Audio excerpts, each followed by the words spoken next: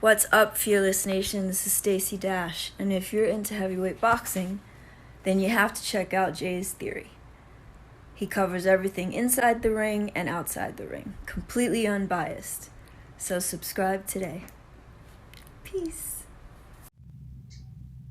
What's up, all my boxing peeps?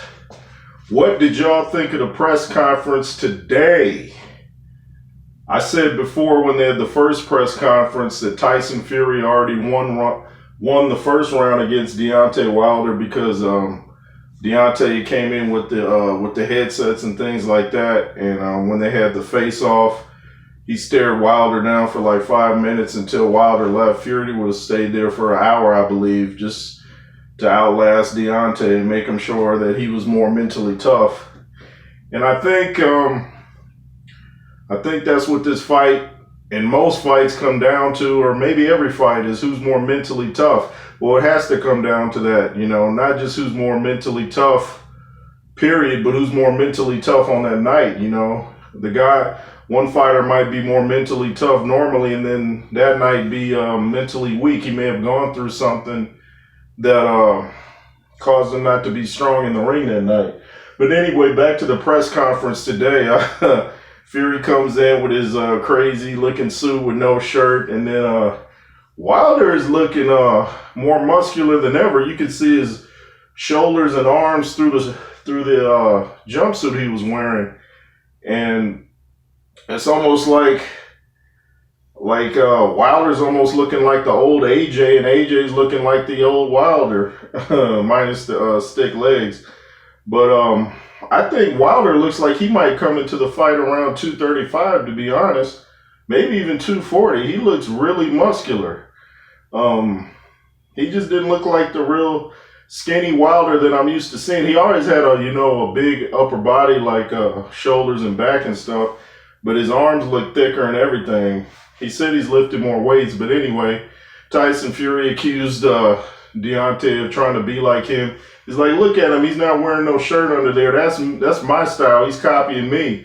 And Wilder came in with his headphones, I guess he didn't want to hear what had to be said. I think that's just his way of not answering questions from the press, although he accused Fury of not allowing certain press members to be there that he thought were going to ask him some tough questions. But I think he just didn't want to he didn't want to answer, I believe, to all the accusations he made against Fury. But Fury kept going at him, and eventually took him off. And Fury's calling him all kind of names.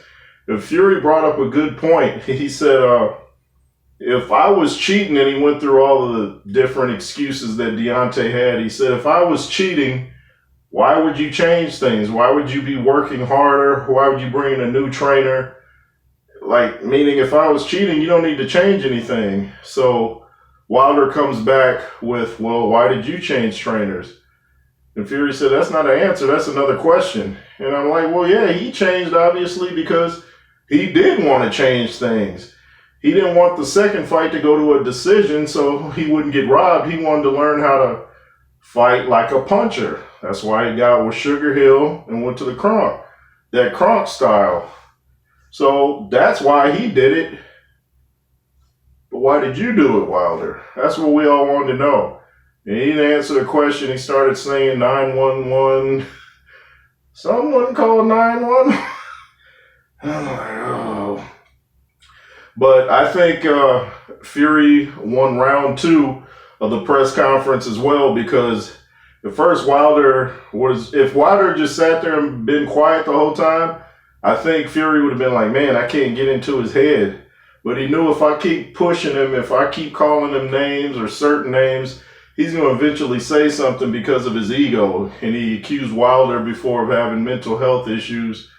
So Wilder eventually spoke, and they started going at it. They didn't have a face-off this time. Bob Arum didn't want that.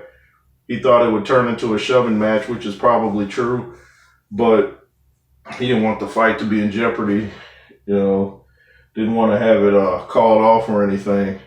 But I think Fury's in his head. The fact that he could make him speak when he wanted to, it's like he's just in his head. It's like he showed him, I can make you speak when I want you to speak. And he's going to try that in the ring. He's going to try to get him into a slugfest. And, it's like Fury was saying, a guy's going to be throwing punches at my head, I can't get hit or I got to block him. It's not, we overcomplicate things. If you crowd Wilder's space, he's not near as dangerous.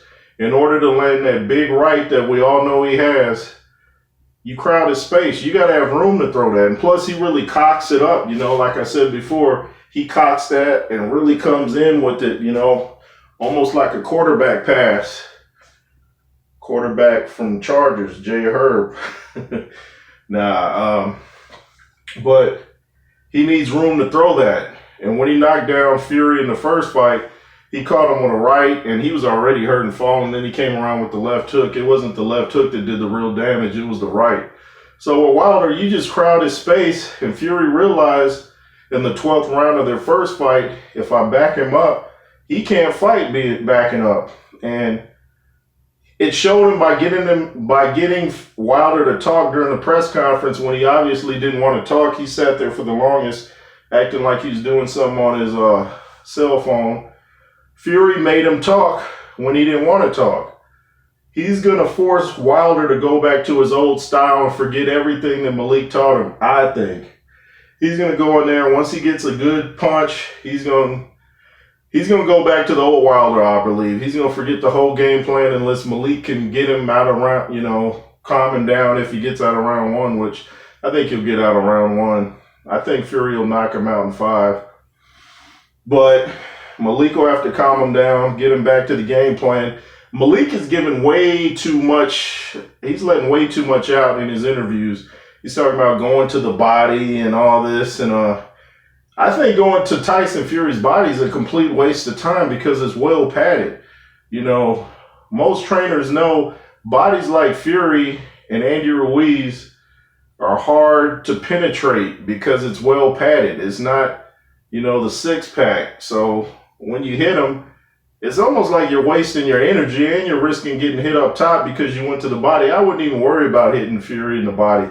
If so, I'd hit him more, in the middle than the sides. So, like I said, I believe Fury won this round too at the press conference. And I'm not just saying that because I'm picking Fury to win the fight by 5th round KO. But I just think he's the tougher, mentally he's tougher. And I talked about before how he outlasted Klitschko in the sauna. He mentally beat Klitschko. That let him know what was going to happen in the fight. And he's mentally beat Deontay. And they had a press conference the other day, and Fury said he's going to knock him out and end his career. What do you guys think of the press conference? If I'm forgetting everything, let me know. This is the J. Roos Theory. Thanks for watching. Subscribe. Yay, yay.